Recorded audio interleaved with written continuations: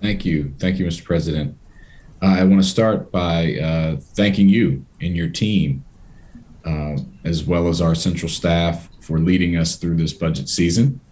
Um, and I want to thank the Vice President Glass as well for his assistance. It is finally really nice to have a budget before us, despite the fact that it can be challenging to decide what to allocate funds to, especially after a couple of years of same service budgets. It's really nice to have a budget where we have that opportunity to make those decisions at a time when we really need it. And as we are transitioning to a endemic phase of COVID, my talking to you this way right now is a part of the proof that we're not out of this pandemic yet, and that while we are in a different phase, we're going to still need to remain vigilant to address both the health and economic and social emotional and many other consequences that we're still dealing with as a result of these last 2.5 years as we work together towards an equitable recovery. And while we see things opening up and we're excited about the spring and summer, we are also seeing a surge in COVID cases. So it's very important that you underscore that you get your vaccinations and boosters and continue to do safe practices that our residents led the way in across the country, and we're very proud of. And while I'm happy to see many of the priorities that in the budget that I'll highlight in a moment, I hope to work with this council and future councils to make sure that we don't turn away and address the systemic and structural inequities that have been laid bare during this pandemic, and in the inequitable sharing of opportunity that we've been working really hard on this council to address. A couple of things I want to highlight. Montgomery College, this is one of our crown jewels, and a key lever and a key institution as far as our economic success and our overall health and expansion of opportunity to our entire community. And that's something that we all believe, and I believe deeply, that every resident should have access to opportunity and the ability to achieve their God-given potential. And Montgomery College, just celebrating their graduates, and I'm sorry to the presidential scholars yesterday, the first class. I wasn't able to be with you due to my COVID diagnosis, but we're so proud of you. That this budget will help expand that opportunity, including seed funding for a new campus in East County, the East County Educational Center, which will be a full new campus at one point, which I can't wait to celebrate down the line, and is just a further example of the college's commitment and this council's commitment to expansion of opportunity.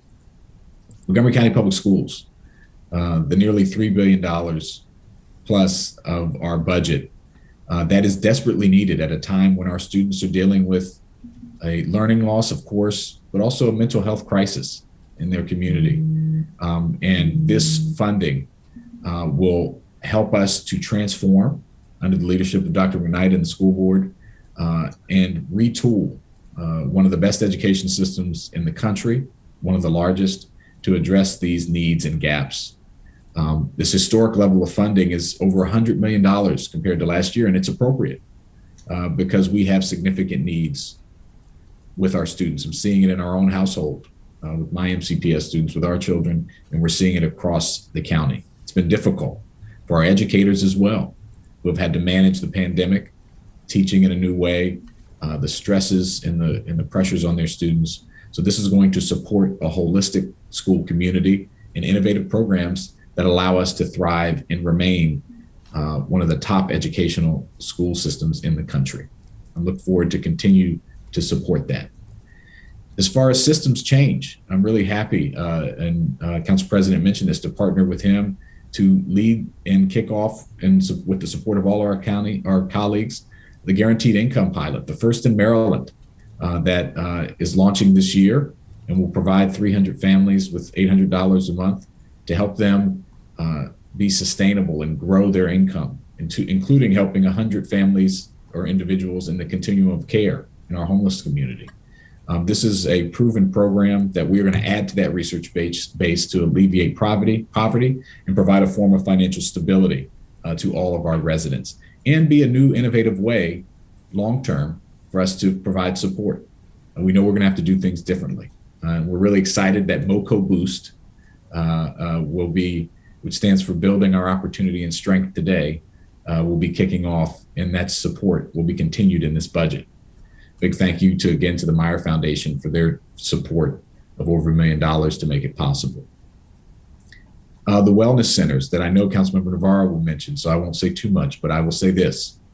As part of our commitment to our students and their well-being and safety and health, this significant and historic investment will put us on a path that I hope to take the baton with colleagues and continue to make sure that we can build out these spaces and services and wraparound services in every high school and deep down into all of our schools in a very measured and appropriate way. And I want to thank Councilmember Navarro for putting this formal proposal forward. Our students needed this before the pandemic, but it's an absolute necessity now. We look forward to working with MCPS to continue to fund that, including the brand new one that's going to open at the Kennedy High School that we're excited to fund here as well. Also excited about the list of mental health services that we've worked with all colleagues to support. Every Mind's expansion of the hotline that we've done, the street outreach network, community-based health providers, our mental health services, and all of our employees and staff who are addressing these significant needs of our students. I'm proud as lead for libraries that this will also be an investment in our library system. These 22 jewels, 21, and then the one in Clarksburg Jail, and a new one coming in a few years in Clarksburg that have gone above and beyond during the pandemic to meet the needs of our residents, passing out over a million items of PPE and tests, and then also serving in other capacities throughout the county while still remaining open and doing contactless holds and providing residents services and online programming, something that didn't exist to this extent prior to the pandemic. So I want to thank them. I know it's been difficult, one of our oldest populations, but they've stepped up, and I'm glad we're going to be able to fund additional resources to help speed up hiring and try other innovative programming through our library budget. I'm also really excited about Summer Rise, which is a program I had the opportunity to lead before I was a council member, providing career and work-based learning experiences to our students. We're including an additional $60,000 to expand that program and offer more students the opportunities to partner with a local business or nonprofit or government entity during this summer and receive a stipend that they will be able to learn and think about what they want to do and how they can contribute to the world. I hope to continue to increase this program, which will serve over 800 students this summer, but we need to get it into the thousands, and I know we'll do that. I'm excited also, as Councilmember Katz mentioned, about the expansion of girls' sports leagues and increasing sports access to our historically underserved populations. We know that's such a critical, important tool. It's been important to my daughters and to so many across the county. I also finally want to mention the work of the African American Health Program and the Latino Health Program and Salud a B'nai Star for all of their work to make sure that we narrowed these gaps and these inequities, particularly during COVID. I'm glad we're doubling down on that, as well as our food programming that we're doubling down in MANA and all the great partners in the hubs that have created this system of social safety net that we have grown and strengthened, that we will continue to grow and strengthen and not turn our backs on. And then finally, our nonprofits and our small businesses. I'm glad in this budget, we are increasing the inflationary increase in the cost of care and understanding that our nonprofits are a part of our service delivery and the backbone of this county. We honored Kim Jones earlier today as an example of one of those many organizations and people she's helped that we couldn't do our work without, and really want to thank our colleagues for that. And actually finally now our support of Black businesses and small businesses in this budget to make sure that as the economic engines and the growth of our county, that we're going to make sure that everyone equitably comes back from this and can thrive and participate in our economy, which helps all residents. So we're really excited about that. So appreciate all my colleagues, as well as investments in affordable housing and safe routes to schools for supporting those.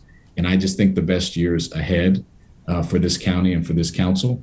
And this budget puts us on a great path. Thanks again to the council president. Thank you to our wonderful staff, central staff who worked really hard, and to all of our residents who came and testified and told us what was important.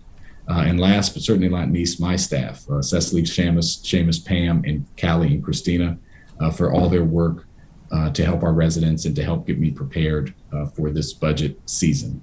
Thank you, Mr. President, and thank you to all my colleagues.